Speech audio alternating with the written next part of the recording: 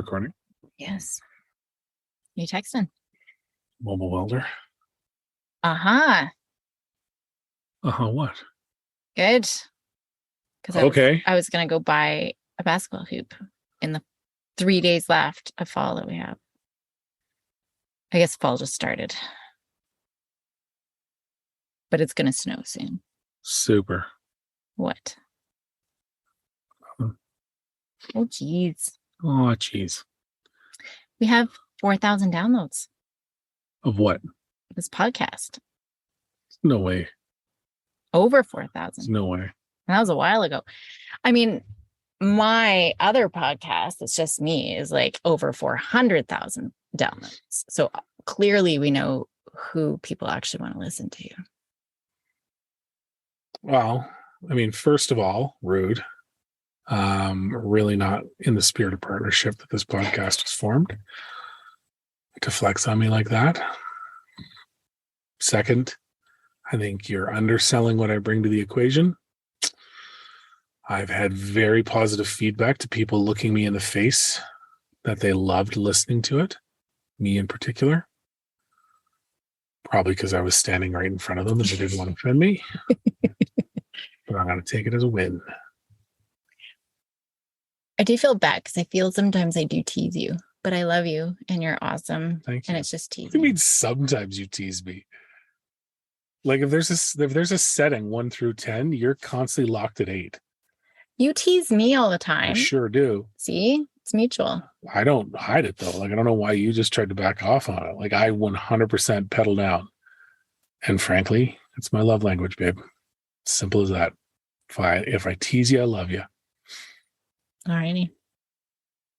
When I used to tease you when we were teenagers, you did not like that. No, because you were super pointed about specific things. General things like you're dumb or you're ugly or you're everybody can laugh. You were like laser pointed on couple stuff, bringing it up in public, and you're like, dude, maybe that's not the thing to bring out tonight. As you're cranking sangria back at an insane rate. I can't believe I don't drink anymore. I can't believe I used to drink like that. Like what? Excessively? Yeah. Yeah. Oh, yes. I had something to tell you. And you remembered it? Now, I had feedback. Somebody that I know, I'm not going to say names. Oh, yeah. Yeah. Wanted to listen to Yeah. a specific episode of our podcast. And the husband's like, oh, wow, they're talking to me. But thought you sounded like, oh, man, I forgot his name. Seth Rogen? Is that his name? That is a name of a person, yeah. Like the Grover guy? Yeah, I guess. Does he kind of sound like a Muppet? Yeah, this is everything I admit now makes me sound like a flipping Muppet. So I'm not really eager to say yes or no. Anyways, this said person thought you sounded like that Muppet guy. Well, tell Scott that I say thanks. If I'd known that, I would have given Anastasia feedback at the rink yesterday. You can't say names. Why We not? saw Anastasia at the rink yesterday. Yeah, her little guy was just over from us. Oh, I didn't know that. I wish I was there. What? I wish I saw her. Alrighty. Okay, that's it. So we happen to have a child in the closet with us today. So this is a fantastic day to bring up this question. What's the question? Let's talk about sex, baby. Let's talk about you and me. Let's talk about all the good things and the bad things that maybe. I'm Let's not jumping talk as a about hype it. man on that. You're on your own. No, but okay. So no. So what's the question? Yeah. How do we talk? I've had it at least twice because I got 2 kids. Next question.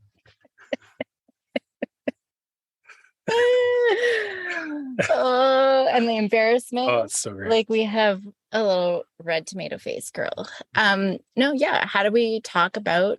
It's a good thing you sat in on this episode. How do we talk? Well, as a father, Yeah. how would you want to broach that topic with a child? I've never had to broach that topic because you've made it super weird and awkward for years now. Oh, Hmm. what? Who refers as a means of getting your way what you did to bring them into the world? I did push them out of my vagina. Exactly. You say that at the drop of a hat. Yes. Yeah. So I don't know that I have a tough job here. Like, we've been pretty open about it. Okay. Well, and I think there's probably been times that I've crossed the line that you probably weren't comfortable with. Yeah, I'd say the first few times you dropped some of those bombs without a heads up were probably pretty awkward. Like, hey, I'm just going to start talking about vaginas at dinner. Oh, okay, cool. I'll just be eating broccoli and not say anything. Like, so what is the specific question then, I guess? Well, yeah, like, how do we talk to our kids about sex? Because I don't want to just leave it to sex ed, right? Which a lot of parents do. I mean, did your parents ever talk to you about it? Yeah. See, mine did not. Mom and dad were pretty open about it. Like, it wasn't like a topic that we talked about all the time, but if situations arose where it could potentially kind of lead that way, yeah, there was dad. Sorry, giving more credit to my father than I should. Mom was super open about it, and dad worked out of town a lot. So that's how those conversations went. Do you remember as a child what she said? Not anymore. Oh. I don't even remember being embarrassed by it. Like, I don't, you know what I mean? Which tells me that it was just super open, right? Like, I don't have a stigma against it. I don't think it's anything dirty or wrong or whatever. So I guess that's my answer is whenever the opportunity arises, yeah, I don't want to trust the school system entirely. They do their best, but well, and the thing is, and the reason I say penis and vagina is to normalize it, because I think it's like, even Willow one day was talking to a friend about menstruating, and they call it the girl's dot or something like that. Who says that? Her friend. I'm not going to say names. No, sorry. I thought we were talking about, like, they learned it in school. That's what they call it. But no, because they're just uncomfortable when they say vagina or penis, or like they make up these other words and it becomes a taboo thing, right? And then in class it gets embarrassing and giggly, and I mean, nose, elbow, lips, ear, vagina, doesn't matter. It's just a body part, right? So I think helping normalize it and exactly not have any shame. I felt so much shame and stigma and dirtiness around even things like masturbation, which is totally normal and natural. But I didn't know any of that stuff. And so that's why I think I wanted to approach it to a way that we can talk about things and we can be comfortable, and we don't have to be embarrassed if we've got questions. I mean, we were watching Friends one day, and what's the thing that women put inside? Diaphragm. Yeah. Is that it? Why? Yes. Okay. Well, I've never used one, but so it came up. Okay. So I'm the expert. Yeah. I've used loads of diaphragms. You know this stuff for some reason. So you did know it. And Maya's like, what is that? And then she's like, oh, do I even want to know? So I explained it to her, and she's like, oh my goodness. But now she knows, right? And I think that you should let her watch the Seinfeld episode about the sponge. What's that? It's a birth control that Elaine loves, but they're taking it off the market. So she ends up trying to buy up all the sponges. Okay. And then she rates men on whether they're sponge worthy or not. I think I've seen that one. Yeah. It's a great episode. Yeah. Great episode. Do they even make that kind of stuff? I don't even know. But then, that kind of opened up the conversation, but that won't protect you. Like, it'll protect you from getting pregnant. It won't protect you from STDs. Yeah. Same thing with the pill, right? So I think it's sort of an ongoing conversation, but even being able to introduce it and talk about it in the first place. And that's exactly it. Like, for me, it's not about, okay, kids, let's sit down and talk about the birds and the bees, because that's what makes it weird, right? But as the opportunities, because to me, I want them to be comfortable enough with all of that you're right. There's no shame. There's no whatever. Because out of shame and uncertainty comes the ability for someone to pressure and make bad decisions, right? And that's what I don't want. I don't want them to ever feel like they can't be confident enough, especially when it comes to their own bodies and what they're going to do with it, that they can't say no, right?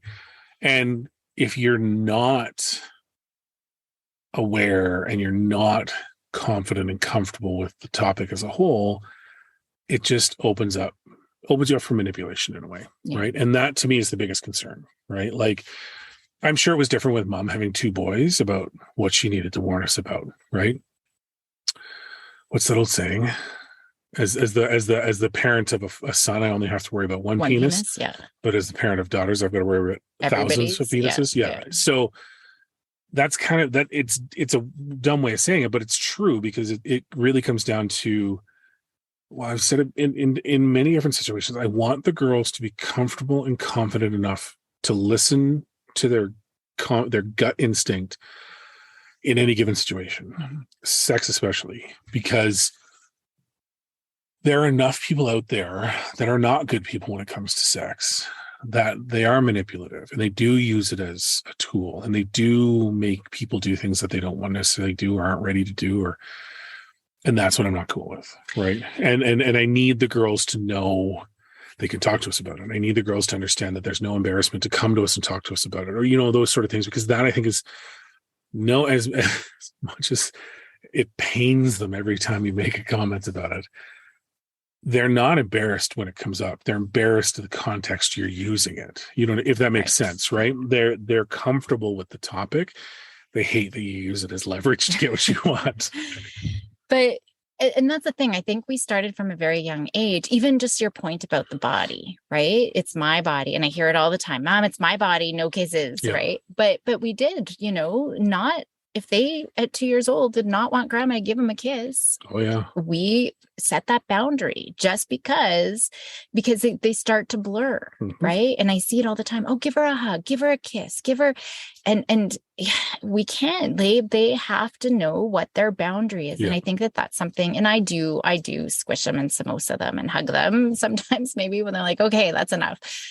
But you know, like I think we instilled that from a very young age, and I know that it's hard. You know, if there are grandparents out there who feel stiffed but I think that's such an important boundary. So we started very young from that age, because I do work with a lot of teenagers and young women who feel like they have to, it's their only way to be liked, right? And so they have to engage and go into very uncomfortable situations. But I do think they need to know the risks. And I think we are good. I can't remember ever sitting down and having that talk. I feel like it's more circumstances, right? Well, there was a couple of times. The only time I would say we actually had a sit down talk was as the girls entered into the sex ed module in school. Right.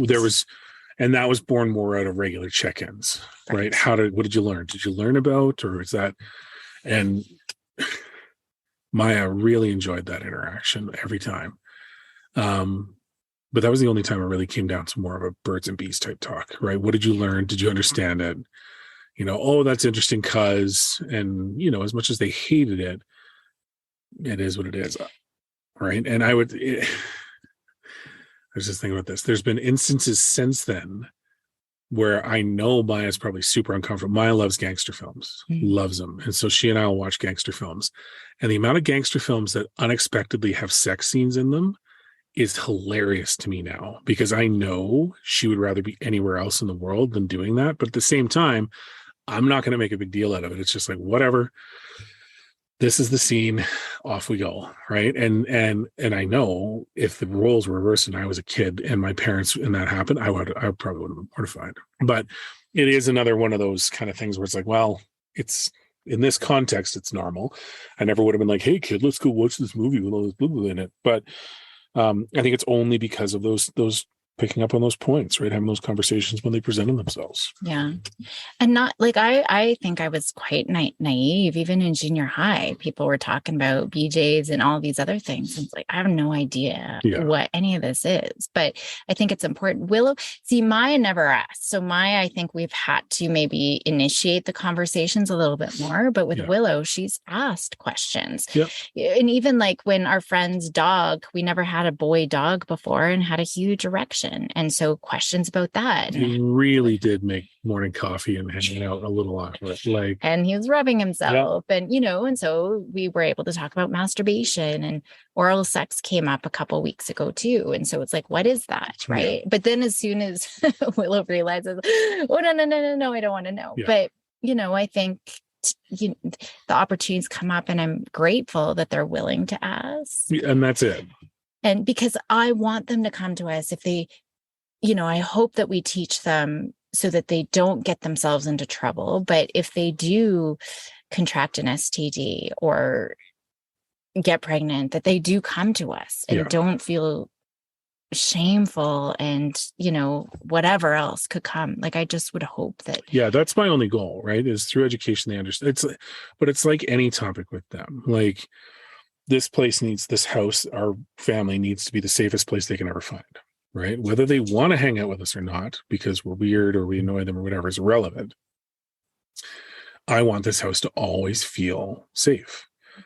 And especially as they get older and into those situations that they're going to find themselves in. Because I've been, when we used to party and we'd be out at the bars, whenever, I saw so many times that girls would be in situations like that where you're like, what is going on? Like, and even if you would check in with them, like, are you okay? Oh yeah. And you could tell their body language is screaming no, but they're saying, yeah, no, they're good. And it's like, well, not much else I can do. Like, I can't pull you out of there if you're telling me that everything's fine, but you can tell your gut, you know, I don't want the girls to ever feel like they have to be stuck in a situation like that. Right. Totally. And it comes back to what I've always said. Like, if they ever found themselves in a situation that they truly felt they couldn't get themselves out of, I'm one phone call away. Mm-hmm. Right. And obviously you are too. Well, no, I'm one phone call away for both of us, because there's no way you'd answer your phone, especially after 10. But to go get them out of it, right? To make sure that they knew there was a safe way out. Well, actually, I have a friend who they've got a code word. So if their kid, you know, types yellow or banana or something like that, they know that their kid wants out of whatever situation they're in. So then they'll call saying, hey, sorry, need to pick you up because, you know, dad needs the car, whatever, right? Yeah. So then it's the it looks like the parents are initiating, hey, you need to come home. That's smart. I like that. So I think. What would you want the word to be? Pineapple? No, Come on, it's gonna be something better than that. You think on it, we'll come back to it. Keef. What's yours? You can say it. Banana cream pie. It's a lot to type in the text, though. That's a lot. So yeah, I think and maybe Willow will get your thoughts on some of those things, but I do think we need we can't just leave it and hope for the best. I do think, you have to. Actually, you know what? On that note, I know what I did with Maya. The first thing to initiate it. There's a fantastic. If you haven't heard of it or seen it, it's. I think if you just YouTubed cup of tea consent. Oh yeah. It's fantastic. It's absolutely fantastic. And I showed that to Maya, and that was sort of the stepping stone, you know? And so they say, hey, you know, if you ask somebody if they want a cup of tea and they say, no, don't give them a cup of tea. Yeah. If they say yes, but then later decide, no, hey, I don't want tea, you don't give them a cup of tea. If they pass out, you don't give them a cup of tea, right? And so it goes through all these different scenarios, and it's quite brilliant. And I remember showing that to Maya and being like, do you know what this is about? And she's like, no, I don't. And so, yeah, I talked about So awesome. Nope. Seems like it's about tea. Yeah. Why would you give someone some tea if they're passed out on the floor? But I'm like, no, it's your body, right? Like, it's your body. And so now they use it against me to not hug them and stuff. But I think that's good. Like, I think that's a really good thing. But it is an important. And I think as parents, you need to figure out what you're comfortable with. And I don't know. I'm comfortable talking about it all. I don't know how comfortable you are. I've explained the whole process to Willow because she's asked about where babies come from and how are they made and how do the sperm get into the egg. And I think I'm comfortable with the topic. I don't have any issue with the topic. I think the timing of bringing it up has been suspect at times, but for me, just in general, why would there's been more than I ever thought when I got married and had kids. There's been a lot more vagina talk during dinner than I ever expected there to be. Mm-hmm. Right. Just saying. Do you want us to talk about penises more? No, I'm good if genitalia waits until at least dessert. Right. Maybe not. Maybe it's not a main course topic. I don't know, but whatever. I mean, I'm kind of being sarcastic, but yeah, I don't care about the topic. I probably would have a harder time initiating the topic than I think you do. I think you can get right into it pretty easy, but once it's going, I don't care. Like, I'll talk about whatever. But if I came in one day and said, let's talk about breast exams, I think that'd be weird, right? Like, I think there are certain topics I can bring up. Like, let's talk about checking the oil in your car. Everybody like, yeah, this seems like it's in his wheelhouse. Tell us what we need to know about checking the oil in the car, Dad. I think it sometimes makes more sense to be initiated from you. Mm-hmm. And even just things about discharge and Yep, not my forte. and having a period. Like, I think girls are scared because they don't even know, and they expect it to just be this huge flood of blood Yeah. everywhere that's going to get all over themselves. But that's not how, so understanding, I think, those processes and when they get hair, like, I didn't know any of this stuff. I remember coming home crying, didn't know what was going on. My mom wasn't home. My dad was like a deer in headlights. Like, and I just didn't know. And so being able to talk about, and yes, they learn about it in health, but being able to create that space that they can come home and say, my breasts are hurting, as they're growing and developing, and what are these lumps, and what is this hair, and what is this discharge, and all of that kind of stuff. There's this is sort of off topic, but there's a book that I was just listening to by a child star. So she was on iCarly or something like that. Jeanette McMurray, or I think her name was. But it's called "I'm Glad My Mom Is Dead." Oh. And it was, and I didn't know her, didn't know anything. I knew iCarly, but whatever. But in listening to it, and kind of now what we're talking about, it's super fascinating to see the other side of it. Because essentially her mom was this crazy narcissist, right? That never fulfilled her dreams. And then basically it was the prototypical, my daughter's going to be a movie star and I'm going to do everything to make that happen.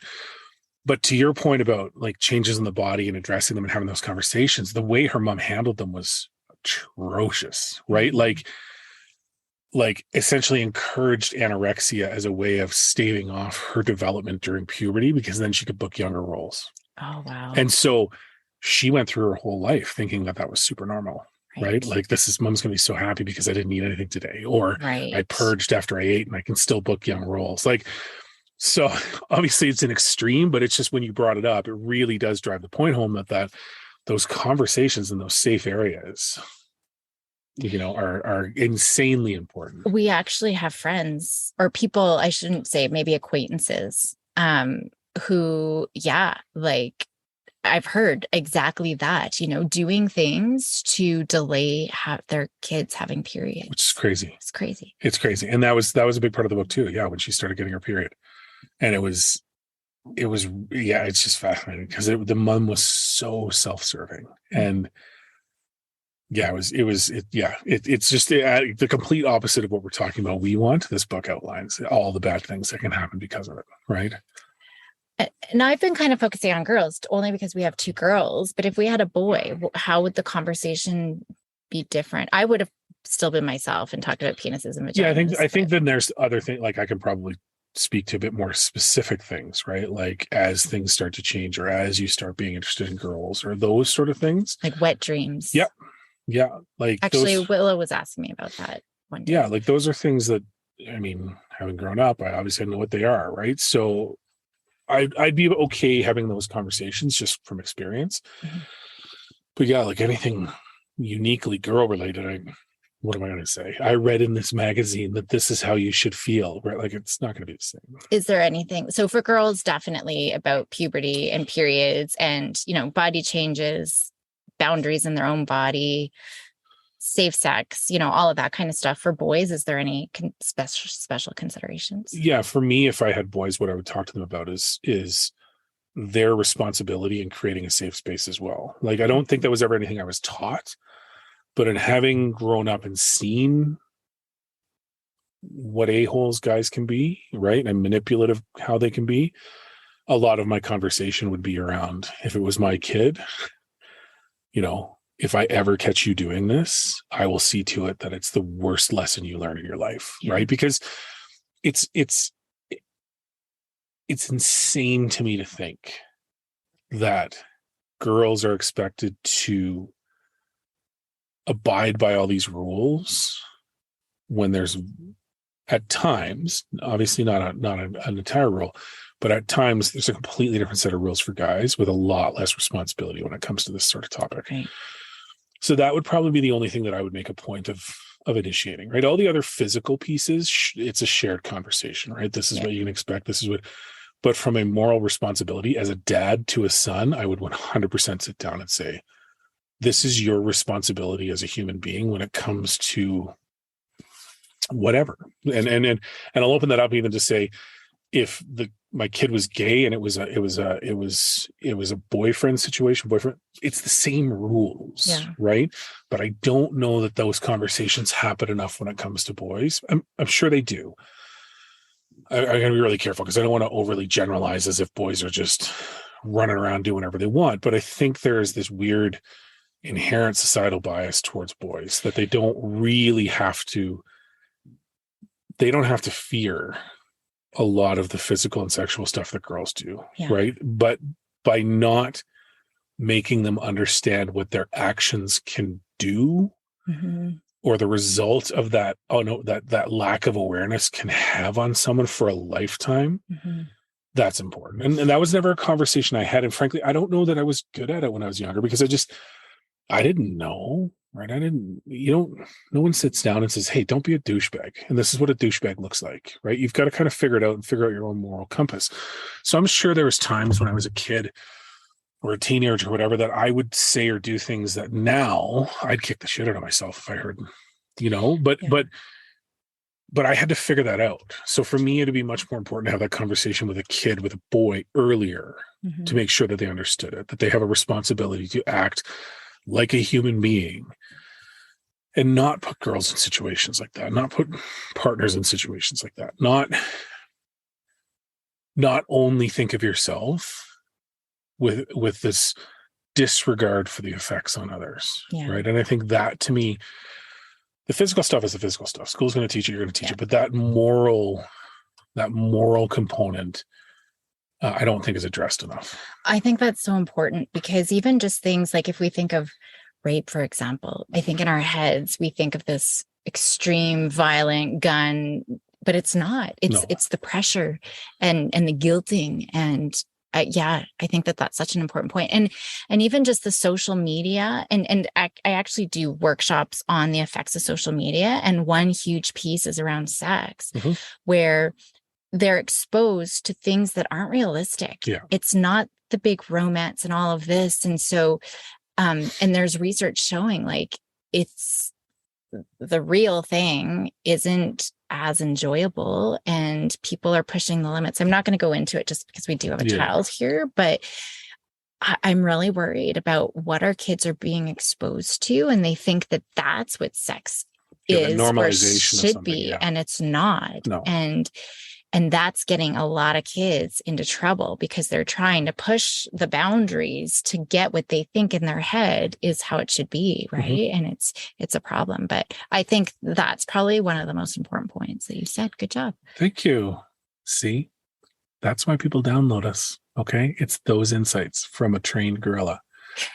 But no, I think it's important, and there's a whole other conversation around and I doubt we could ever get into it fully, but there is a two-way street. Like I'm focusing on the boys needing that conversation, but as things progress and as social media, and to your point, all these different things are made available to both sexes, there is an increase in women manipulating the situation just as much. Absolutely. The danger that we still see, again, not prevalent, it's not all over the place. Obviously, we get a lot of stuff coming out of the States, so I think it's that wash of media that you get out of there makes it seem like a bigger problem. But there are a lot of situations where the other component of what I would want to make sure that the guy understood if it was my son is even just as important as not doing these things to another person, don't put yourself in a position where your life can be ruined by having done nothing, right? Like, but just simply being, it's no different than the whole, the argument of, well, if she didn't dress like that or walk down that street, what was she expecting? That's a horrific thing. But at the same time, I got to be really careful because I don't ever want to condone that because that's not the truth. But there's a piece of that awareness, situational awareness that you need to make sure people have. And I want to be really clear. I never think that ever should be an excuse, but both genders need to understand the situation that they're in and the potential outcomes of those situations, right? Because it's just as easy these days for it to swing, not physically maybe against the guy, but reputationally and right. And so there's a shared responsibility by both parties to, if you demonize the act or you demonize what it is, you immediately set the parties involved up for failure, right? So making them understand that it's normal, but it's not normal to pressure. It's not normal to manipulate. It's not like, those are the things that you need to have the conversation about at a higher level, because otherwise, they're going to find themselves in places and situations where they feel pressured to do something. And boys feel pressured by their peers to whatever, make out with her or do whatever, blah, blah, blah. Well, it could just as easily be the other way, right? But those conversations are still need to happen. And I think, we're going into different territory here, but you were saying, I think there's a lot of risks on the girls' side, more of the physical kinds of things. Totally. But for boys, even, reputation and even just like embarrassment. I think there's just a lot of pressure to perform. Women really don't need to do anything, but the act of performing, like there could be a lot of embarrassment around there, right? Well, and you even look at the old school mentality that a guy that hooks up with 100 girls is a stud, and a girl that hooks up with 100 guys is of questionable moral character. You know what I mean? Yeah. That in itself is an unfair perception, but that is pressure in itself, right? And it's really important to understand that both parties have the potential. Like a girl's reputation can be just as easily ruined as a guy's, right? True. But it's the initiating pressure points that are going to drive them to do it. The girl is going to feel just as much pressure to not. Why are you square? Why aren't you more fun? Why don't you party more? Blah blah blah. I've lived the boys' side, right? Which is, well, this chick's hot. Why did you hook up with her? Well, because she was hammered, right? And that wouldn't have been, who cares? You know what I mean? Like.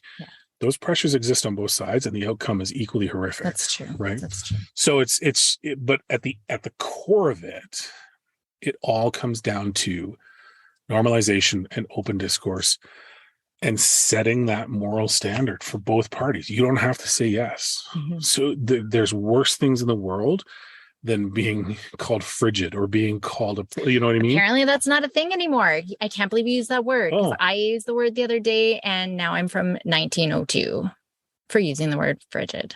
Wow. Because Maya was using the word frigid. I'm like, do you know what that means? And she's like, Mom, it's not the 1920s anymore. I'm cold, okay?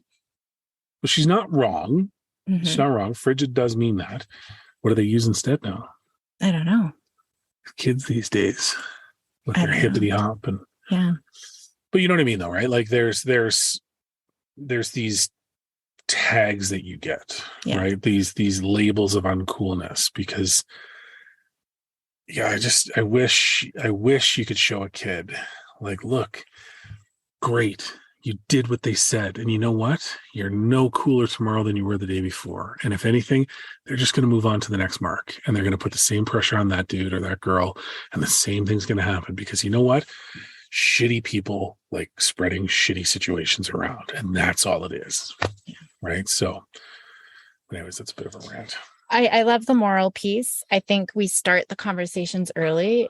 From the time they're even babies, we are using the words penis and vagina just to normalize everything. Like, I think, that's going to be really important. Well, and I think the boundary piece that you brought up earlier too. Oh, so important. And I remember never force your children to hug a relative if they don't want to. Yeah. And if you're in that situation and your first instinct is, go on and hug her, ask yourself, if someone was telling you to go do that and you didn't want to, what would your response be? Because it's no different between a 3-year-old and a 30-year-old. If I walked into a room and said, hey, go hug my mom, and you didn't feel like it, I'd be told very swiftly where I could take that opinion. It's no different than if I said that to the girls. Yeah. And I didn't think of that at first, right? It wasn't until you and I were in the situation where you're like, no, I'm not forcing her, that I'm like, what? And I'm like, oh yeah, I guess there's no point, right? And because what lesson are we teaching them? Totally. And it all comes down to boundaries and communication. Yeah. 100%. All righty. You got this. We're experts. Good day, sir. Later.